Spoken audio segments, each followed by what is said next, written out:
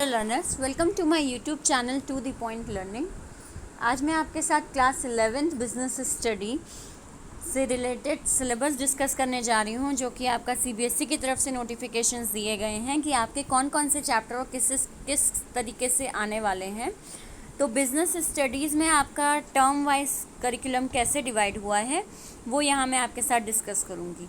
इसके अलावा मैंने ट्वेल्थ के बिज़नेस स्टडी और फिज़िकल एजुकेशन से रिलेटेड भी वीडियो बनाया है, जो रिसेंट नोटिफिकेशन आया है, तो आप उसको भी शेयर कर सकते हो अपने सीनियर्स में, ताकि उन्हें भी नॉलेज मिले कि क्या क्या चीज़ें चेंजेस आए हैं जो कि उनके एग्ज़ाम को अफेक्ट करेंगे।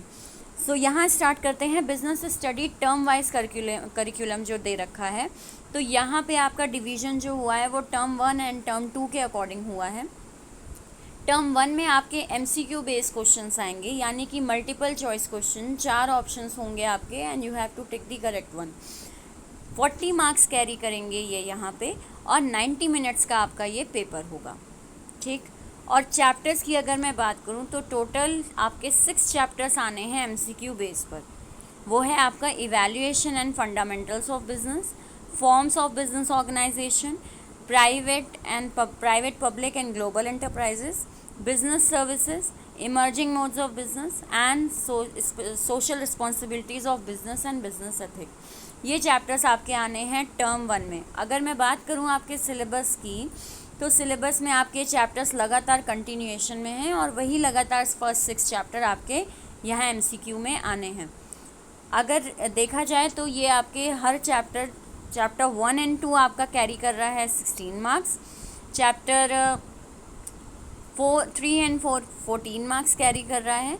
वहीं आपके चैप्टर 5 6 की बात करूं तो वो केवल 10 मार्क्स कैरी कर रहा है, ठीक। तो ये इस तरीके से आपका डिवीज़न हुआ है मार्क्स का इन टर्म 1, जो कि केवल MCQ बेस है। दूसरा आपका चैप्टर वाइज कोर्सेज क्या डिडक्ट हुए हैं वो भी आपको यहाँ इस नोटिफिकेशन में साफ साफ दे रखा है, और इससे रिलेटेड वीडियो भी मैं आपको जल्दी ही प्रोवाइड कराऊंगी कि आपके कौन कौन से बिज़नेस स्टडी में टॉपिक हट गए हैं, डिडक्ट हुए हैं। फिर भी अगर एक ओवरव्यू दें तो पिछले साल जो 11th का कोर्स डिडक्ट हुआ था, वही सेम कोर्स आपका यहाँ पे भी कंटिन्यू हो रहा है। नेक्स्ट आते हैं इस बात पे कि ये आपके टर्म 1 का एग्ज़ाम होना कब है। तो ये टर्म 1 का एग्ज़ाम आपका नवंबर दिसंबर में होगा, और ये आपका क्योंकि 11th है तो आपके अपने ही स्कूल में कंडक्ट कराया जाएगा, ठीक। एक ये चीज़। दूसरा आते हैं टर्म 2 में क्या क्या चीज़ें हैं, या टर्म 2 में कौन कौन से चैप्टर्स आने हैं। तो टर्म 2 में आपके जो चैप्टर्स हैं वो हैं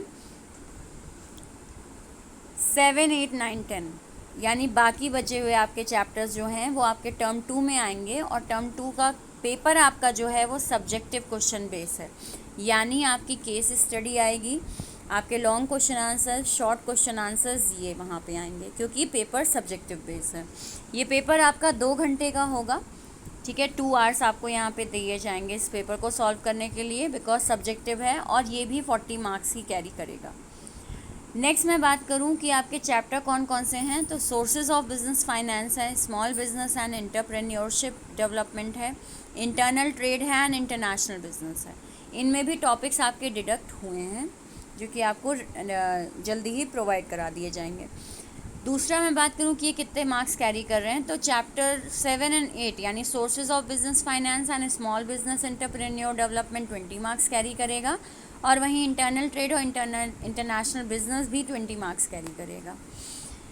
नेक्स्ट आपका इसमें जो आपके नोटिस करने वाली चीज़ है, यहाँ टर्म 1 में एक चीज़ है कि आपकी MCQ बेस्ड क्वेश्चन है, तो क्या केस स्टडी आएगा। तो हाँ, बिल्कुल आएगा।